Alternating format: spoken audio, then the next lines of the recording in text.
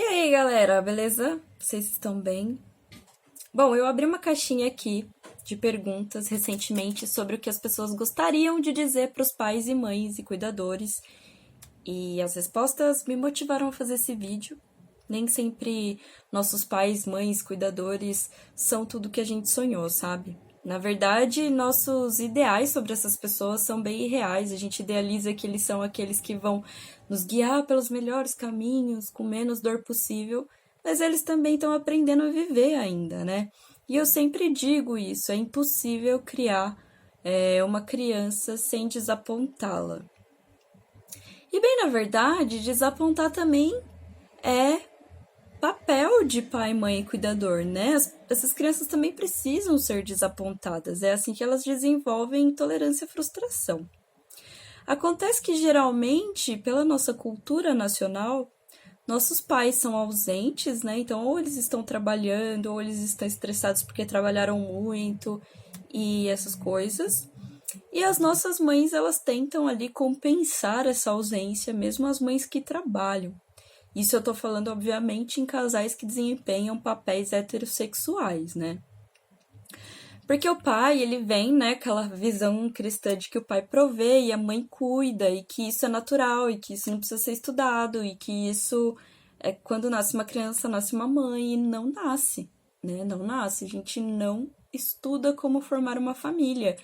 E precisa estudar, né? Precisa estudar. Mas essa disfunção enorme, né, é um dos pilares da desigualdade gigante entre gêneros que traz vários problemas. Traz problemas entre o casal, que frequentemente não se entende, né? O casal não entende a necessidade um do outro. A gente vê muito em terapia homens reclamando da ausência de suas esposas e esposas reclamando da sua sobrecarga, e geralmente essas mulheres estão brutalmente sobrecarregadas mesmo. E também traz problemas de relacionamento com esses filhos e filhas que entendem que devem perpetuar esse papel e continuam a reproduzir esse papel como se fossem a norma, como se fosse normal. Não é raro pais, homens, héteros, cis, violentos com suas famílias ou que abusam do uso de álcool, já que eles não conseguem relaxar. E também não é raro mães solos que muitas vezes precisam trabalhar em dobro, porque hoje no nosso país uma mulher ganha 30% a menos que um homem no mesmo cargo. Então as mulheres elas precisam trabalhar muito mais do que os homens para sustentar as próprias famílias, né? E aí elas acabam se tornando ausentes também por falta de opção, por obrigação, porque elas precisam comer e alimentar essas crianças, né? Se a gente for olhar para quem nasceu nos anos 80, 90 ou antes até, não é raro que a educação dessas pessoas fossem abaixo de extrema violência, violência psicológica, violência física. Nossos pais relatam, né, que apanhavam por qualquer coisa na infância. A gente sabe que esse apanhar era intenso, não era nada aceitável, embora nenhum apanhar seja aceitável, diga-se de passagem, muito grifado aqui. E aí a gente pensa, né, como que uma pessoa dá o que ela nunca teve, né? Ela nem sabe como funciona uma criação, visto que a criação dela foi, assim, brutal, né? Já a minha geração, talvez a geração de vocês aí, que estão na base dos 30 anos, tenta compensar tudo aquilo que não teve, dando aos filhos qualquer coisa que seja necessária para que eles se sintam o tempo inteiro felizes. Mas ninguém é feliz o tempo inteiro, e quando esses filhos e filhas vão para as ruas, eles notam algo muito particular da vida. Ela não faz questão de agradar. E aí a baixa tolerância à frustração, já que a tolerância à frustração não foi treinada nem desenvolvida na infância, faz essas pessoas deprimirem mais facilmente, entrarem em modos de sofrimento, ansiedade com mais facilidade.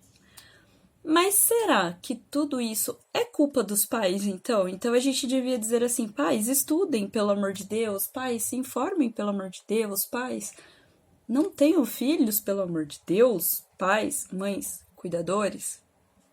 Cara, E não é, né? Porque assim, nós estamos numa sociedade que não valoriza o estudo, né? E para a escola é chato, nossa sociedade ela não valoriza que a gente se desenvolva em termos de estudo. Não há, em hipótese alguma, essa valorização. Não existe, né?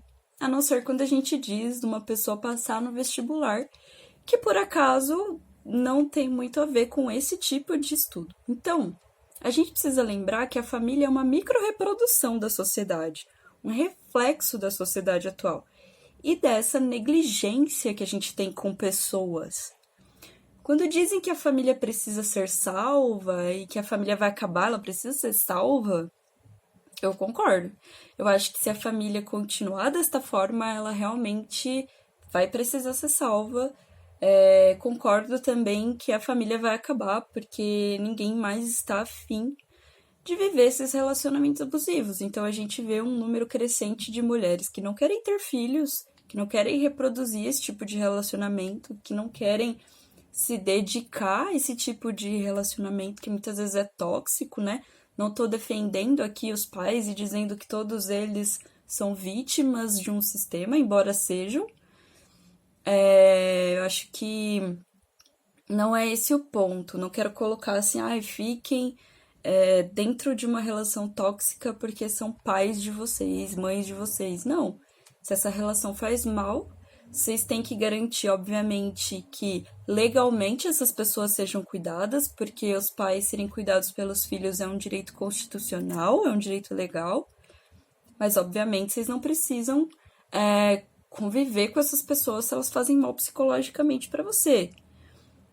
Mas a gente precisa mesmo salvar o conceito de família, porque as famílias estão doentes, porque são um reflexo da nossa sociedade doente, reflexo da masculinidade tóxica, reflexo dessa feminilidade passiva, de anulação, dessa pessoa que se anula pelos outros e depois sente isso como algo muito injusto, e realmente é.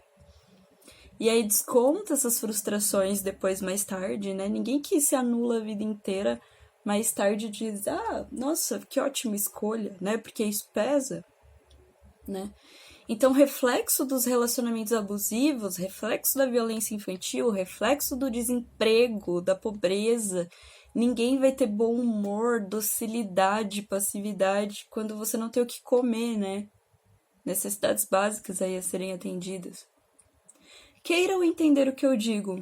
A família, e por consequência, eu e você, é parte da sociedade. Uma sociedade que torna natural negligenciar pessoas com menos poder, né? É natural que eu bata em crianças? É natural que eu trate mal a pessoa que tem menos poder aquisitivo do que eu? É natural que eu seja extremamente bem tratada num ambiente quando eu tô dentro de um carro de luxo, por exemplo? No Brasil é super normal, né? Então, nós somos, como sociedade, uma sociedade que torna natural negligenciar pessoas com menos poder e paparicar pessoas com muito poder. É uma sociedade que naturaliza a violência. Nós, queiram entender, nós somos uma sociedade criada à base de sangue, estupro, suor e destruição de outros povos, né? O Brasil nasceu da destruição dos povos indígenas, da destruição, né, da dignidade da população preta, né? Então a gente nasceu disso, cara. Isso é muito forte, né?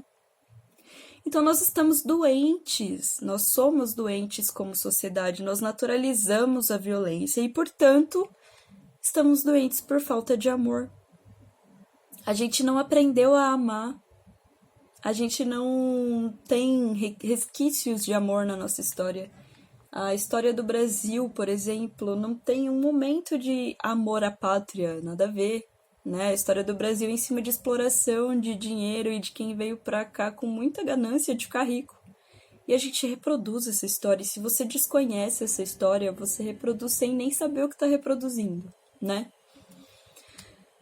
E aí, diante de tudo isso, eu pergunto para vocês: por que então os governantes não olham para as ciências humanas no nosso país?